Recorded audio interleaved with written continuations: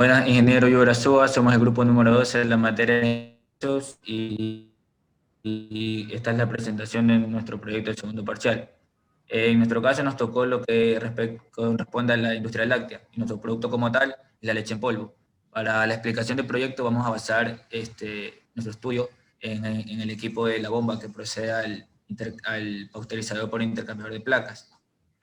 Vamos a realizar lo que es el balance de energía y el dimensionamiento del mismo. Para tener una idea de en lo que va a consistir el estudio, el fluido va a ser bombeado, valga la redundancia, por dicha bomba, hasta lo que es el intercambiador por placas, en donde se va a producir la pasteurización y su posterior traslado a lo que es el homogenizador, en donde en donde el mismo se va a integrar lo que es la crema que en un proceso anterior a se separó lo que es la crema de la misma. Y para esto vamos a tener en consideración ciertos datos que nos brinda el equipo. Bueno, para esto vamos a tener ciertos datos que nos brinda el equipo, como es la altura geodésica, altura crítica, que va a ser de 3,4 metros. También vamos a tener lo que es la longitud de la tubería, metros. Vamos a tener lo que es los coeficientes de los codos de 0,90, los coeficientes de pérdida en el proceso de posterización que va a ser de 23, el coeficiente de pérdida por válvula abierta, de globo abierta que va a ser de 10, y la succión L y la succión H que va a ser de 3 metros cada una. Cabe recalcar que la succión de la bomba va a ser positiva. Y a continuación mis compañeros estarán hablando sobre lo que es el balance de energía del equipo y el respectivo dimensionamiento del mismo. Para el balance de materiales, que ya lo hicimos en el primer parcial, solo hemos considerado que en la corriente F5 va a haber un caudal de 10.074,58 kilogramos sobre segundo, que es el que hemos utilizado para hacer la ecuación del sistema, ¿no? Y nos damos cuenta que si este caudal lo variamos a cero, tanto la energía se va a simplificar a cero, como los demás cálculos en todo el sistema. A continuación, mi compañero con el balance de energía. Buenas noches, ingenieros y compañeros. Lo que me toca a mí es balance de energía. Como podemos ver, lo que hay que hacer primero es plantear la ecuación de Bernoulli de la energía. En este caso, como vemos, tenemos Z1, velocidad, presión, HA, y lo mismo para la siguiente parte de la ecuación. En este caso vamos a eliminar lo que es la velocidad porque vamos a empezar desde reposo. También vamos a eliminar la presión en la presión 1 y la presión 2 en la ecuación porque estamos trabajando en la misma atmósfera. Bueno, para lo siguiente, la siguiente ecuación que tenemos aquí es calcular la velocidad.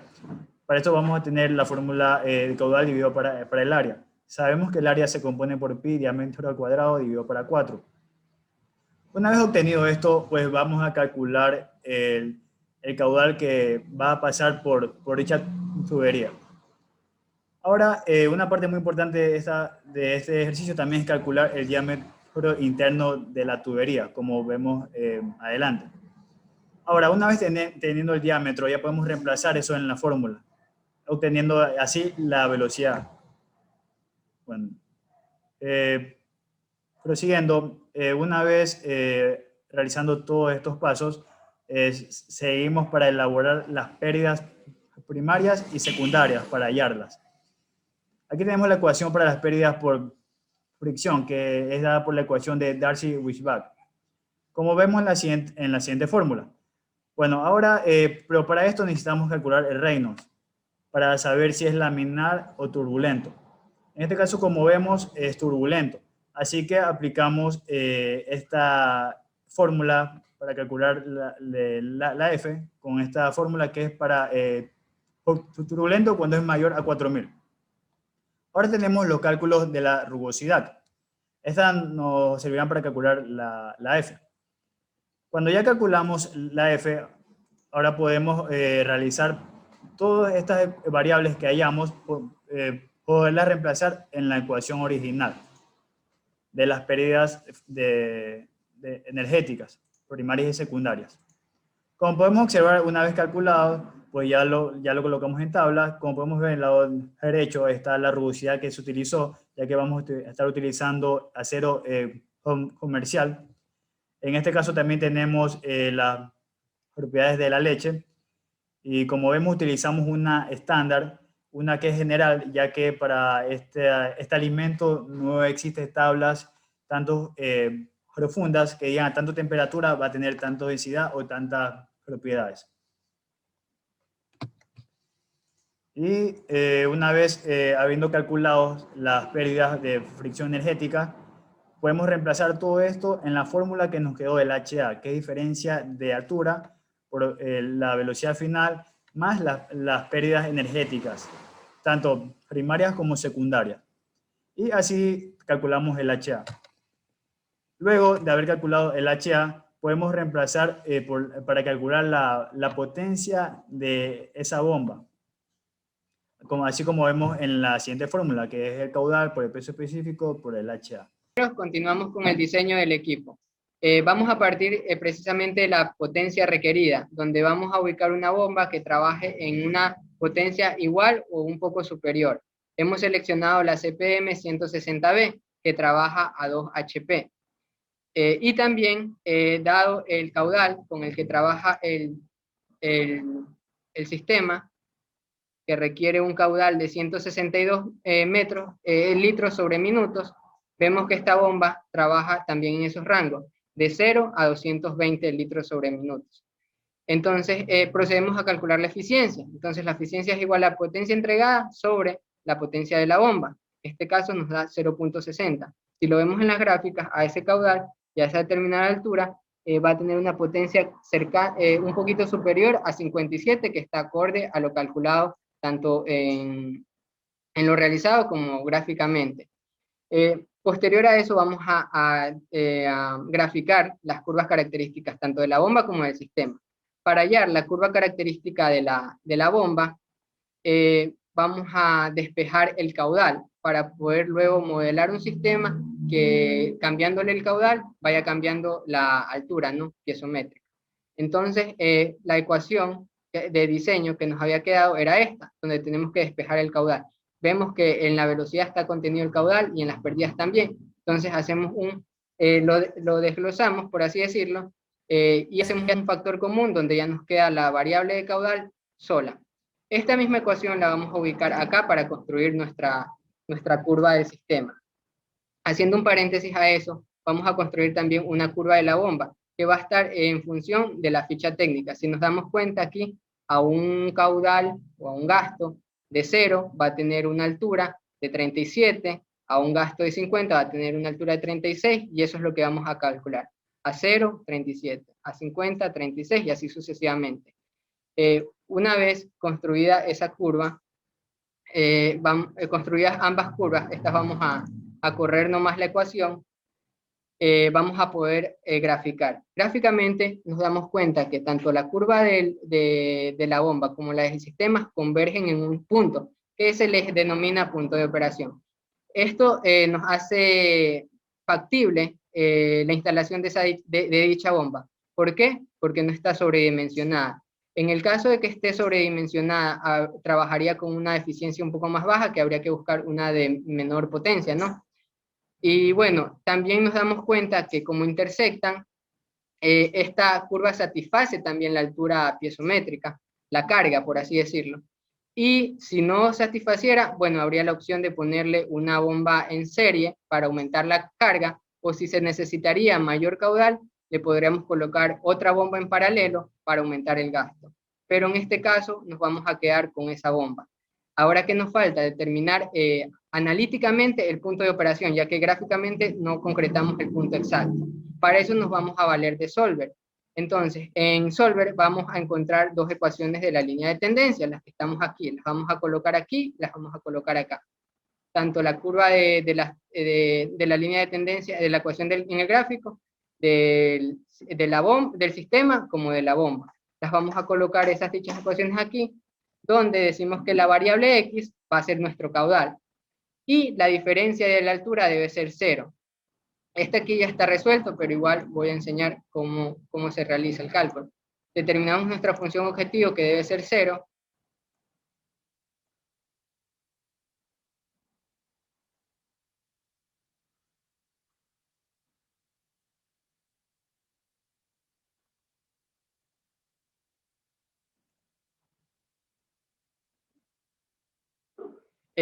La variable del caudal que va a estar variando, valga la redundancia, es la de aquí, ¿no? El caudal en metros cúbicos sobre segundo, y la restricción va a ser que cuando la altura, tanto del sistema como de la bomba, sea igual, debe parar. Entonces resolvemos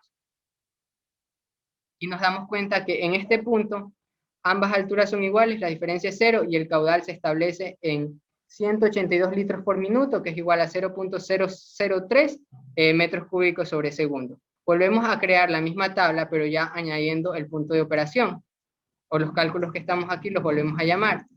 Y nuevamente creamos la gráfica, ¿no? Aquí vamos a tener un nuevo punto, que vendría a ser el punto de operación.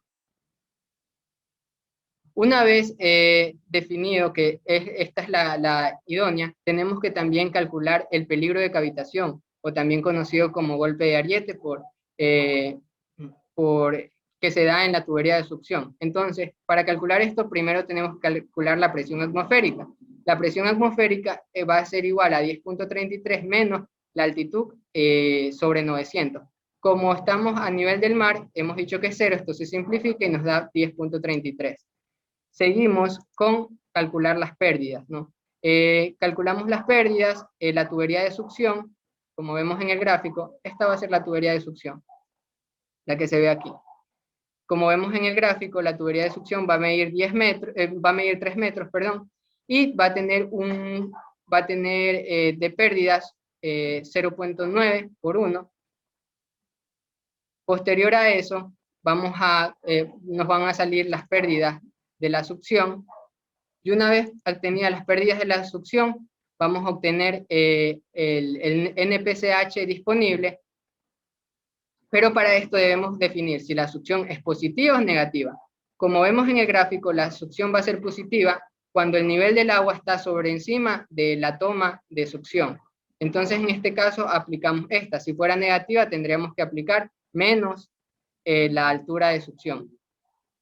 Procedemos a operar y nos sale que el NPCH disponible es igual a 11.38.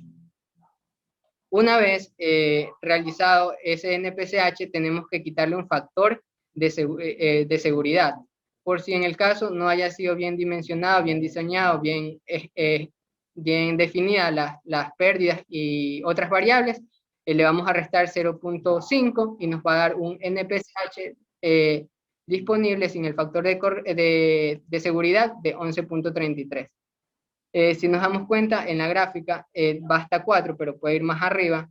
No hay peligro de cavitación porque el NPCH requerido es mucho menor, esta curva es mucho menor al NPCH disponible. Entonces, como conclusiones, podríamos decir que la bomba ha sido diseñada bien, ya que el sistema requiere una potencia de 1.20 y la bomba espera hasta 2 HP. Lo cual le da una eficiencia del 60%, y además se encuentra su punto de operación a una altura de 28.29, que le da un gasto de 182.31 litros sobre minutos, que es un poco superior al requerido del sistema, y no va a existir peligro de cavitación disponible incluso con el factor de corrección. Un dato importante es que este caudal lo calculamos del balance de energía, del balance de materia. En este decíamos que la corriente F5 necesitaba un caudal de 10.074.58 kilogramos sobre horas, que es precisamente el que está aquí. Entonces, de esta forma podemos decir que tanto el balance de energía como el diseño de la bomba ha sido aplicado de buena forma. Muchas gracias.